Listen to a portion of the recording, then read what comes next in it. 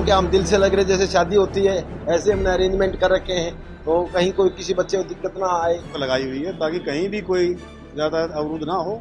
कोई भी इस तरह की कोई एक्सीडेंट की या कोई गाड़ी की पंचर होने की सूचना मिलती है तो तुरंत वहाँ पर ERV पहुँचती है सेंटर पे, और इसलिए आराम से पेपर हो रहे हैं और कहीं कोई दिक्कत नहीं। तो CET के दूसरे एग्जाम का आज दूसरा दिन है और SP पानीपत भूपेंद्र सिंह और deputy commissioner doctor Virendra Kumar Dahiya जो वो सेंटरों पर जा रहे हैं और बारीकी से वो जांच भी कर रहे हैं। और उन्होंने बताया कि उन्होंने अब की बार अलग से व्यवस्था की थी, चाहे ट्रैफिक की बात की जाए, पुलिस कर्मचारियों की बात की जाए, किसी तरह की कोई भी जाम की स्थिति उत्पन्न नहीं होने दी जाएगी। और जो बच्चे CET का पेपर देने के लिए पानीपत में यहाँ पर पहुँचे थे, उन्होंने बताया कि उन्होंने 9 सेंटर बनाए हुए थे और एक अलग से उन्होंने बस अड्डा जो सेक्टर 13-17 में वो भी वहाँ पर बनाया गया था। जो बस जींद से शहर की तरफ आती थी उन्हें सेक्टर 13-17 ले जाएगा और वहाँ से लोकल बसों द्वारा बच्चों को उनके सेंटरों तक पहुँचा गया है। क्या कुछ कहा SP पानीपत ने और क्या कुछ कहा deputy commissioner doctor Virendra Kumar Dahiya ने, वह भी आप सुनिए। आप ही बताइएगा।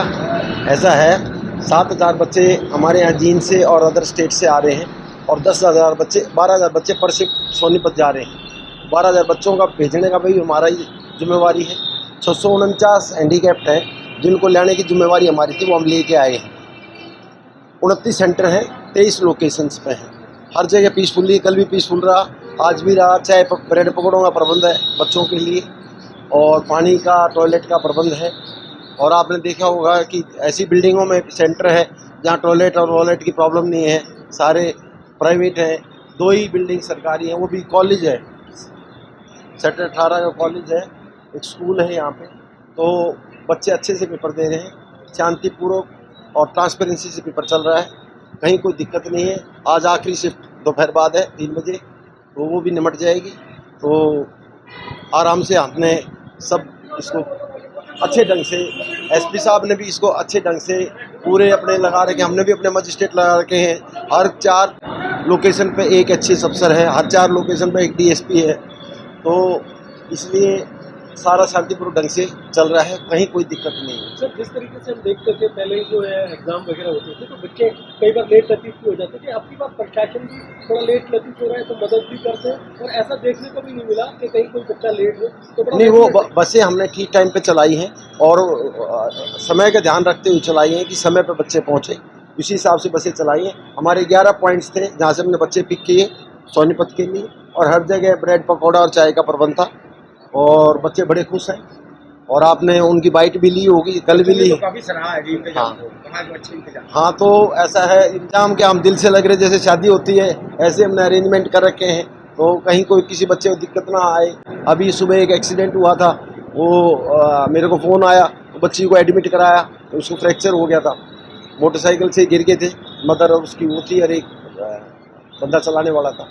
वो चैनल के माध्यम से कुछ कहना चाहेंगे?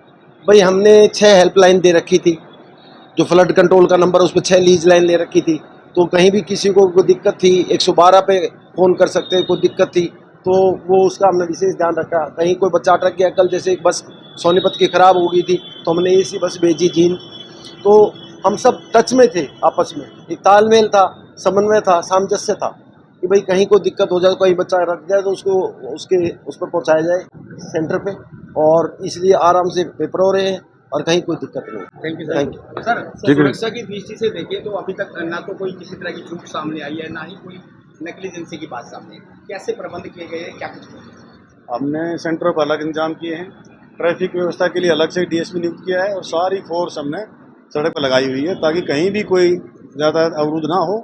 कोई भी इस तरह की कोई एक्सीडेंट की या कोई गाड़ी की पंचर होने की सूचना मिलती है तो तुरंत वहाँ पर ERV पहुँचती है।